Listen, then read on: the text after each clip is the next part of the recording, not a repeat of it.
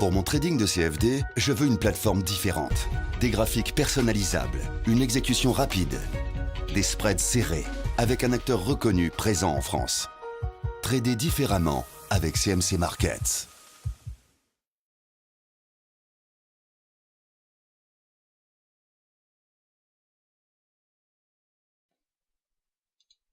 Bonsoir, voici l'analyse technique du CAC 40 pour le 14 avril.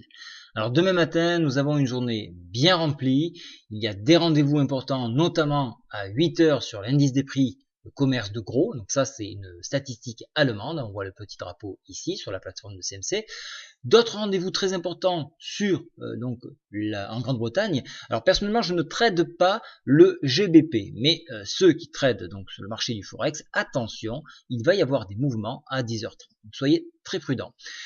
Je trade plutôt le CAC et je vais m'orienter plutôt sur une statistique à 11h qui me sera importante, c'est la production industrielle, à la fois sur la variation en glissement annuel, mais en glissement mensuel. Donc ça sera important.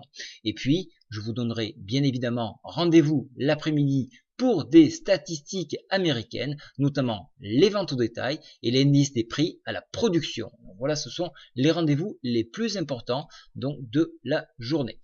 Maintenant, je passe sur l'indice parisien. Vous avez pu le voir, j'ai fait du tri dans mon graphique de façon à voir mieux les choses. Alors j'ai retiré notamment le support qui était en pointillé à 4600 parce que j'ai remonté mon point PTI à 4618, donc il y a un barrage beaucoup plus important, voilà pourquoi je l'ai retiré.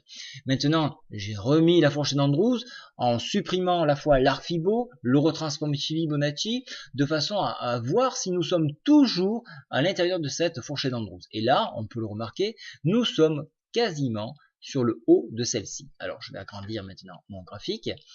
Vous voyez que j'ai laissé mon canal, mon couloir de tendance, on voit qu'on tape ici, on tape vers le bas, on retape en haut, on tape en bas, on tape en haut, on tape en bas et on retape en haut. Alors, il y a deux choses, on sort du couloir, on ira tester le haut de la fourchette d'Andrews qui se situe à 5295. Inutile de vous dire que si on la dépasse, on ira chercher un point psychologique de façon à faire tomber les stops de protection, c'est-à-dire à 5300. Et si il tombe en masse, à ce moment-là, on va avoir une aspiration et on va être tiré vers le haut. Donc soyez prudents sur ces stops-là. En cas donc de non-franchissement de ce couloir-là, on viendrait réintégrer la Bollinger, puisque nous sommes en dehors, on nous a formé un T1, T2, un T3, nous sommes toujours à l'extérieur de celle-ci, donc on pourrait la réintégrer, et donc dans la théorie, lorsqu'on réintègre une Bollinger, on a tendance à revenir s'appuyer sur la MM7, qui demain devrait se trouver approximativement à 5191 points. Alors, vous voyez que nous avons toujours le support oblique en pointillé et à la fois cette MM7. Donc, on pourrait venir, pour ceux qui souhaitent shorter ce point-là, on pourrait venir s'appuyer ici et voir un petit peu comment le marché va se comporter à ce contact-là. Et si toutefois il ne veut pas céder, à ce moment-là, couper les positions pour reprendre une position haussière, parce que le marché ne veut pas baisser, et à ce moment-là, revenir chercher une nouvelle fois de plus le haut du canal. Alors, en cas d'enfoncement, toutefois, on pourrait aller chercher, bien évidemment, la MM20 que vous avez en bleu ici. Voilà, donc 5000, alors là, elle serait un petit peu plus haute, elle serait aux alentours de 5091. Alors vous avez vu cet après-midi, pour ceux qui étaient sur le chat, on a scalpé à la fois à la hausse comme à la baisse, donc vous pouvez travailler l'indice dans tous les sens, même si une tendance est prépondérante, comme ici on a toujours une tendance haussière, mais cela ne vous empêche pas de travailler les replis et de repartir à la hausse, comme j'ai fait exactement, on a fait quelques scalps pour vous montrer un petit peu le principe, donc on continuera tout au long de cette semaine.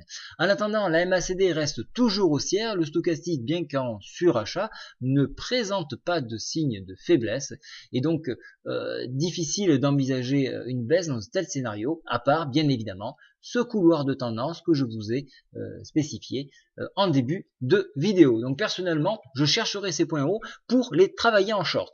Bonne soirée à tous, au revoir.